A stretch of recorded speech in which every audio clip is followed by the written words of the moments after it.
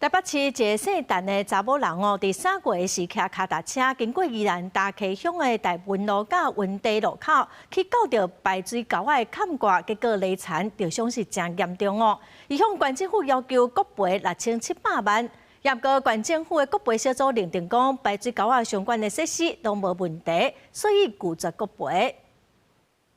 走人骑车经过宜兰大溪乡大文路甲文地路口，经过一个水沟挂时阵，无细致刹车，互颔骨啊骨甲梁骨损伤受害。台北市姓陈查某人指控是因为水沟挂空棚伤过大，才互车前链落落，刹车向县政府请求国赔6700万。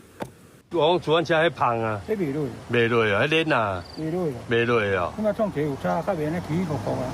部分民众认为，脚踏车车链要落入水沟挂内底，难度较大。有脚踏车车店的头家分析，若第一台脚踏车因通过水沟挂，第二台链啊还过落落，也是无甲可能。牛车车链的宽度上细要3公分宽，代志发生的时阵，牛水沟挂空棚宽度拢伫3公分以内。毋过实际看排水沟啊，看起来是一个一个设计，毋过部分结合的所在都有一条棚，虽然也是比3公分的标准较细，毋过民众认为，若车链都是徛伫这个棚顶悬，有可能是会卡掉的。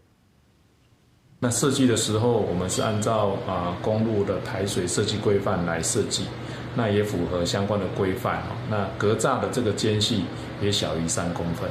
这个进前打电话给当事人问些看法，无接听。官府表示，代志发生路段的环向排水沟啊，伫2018年完成。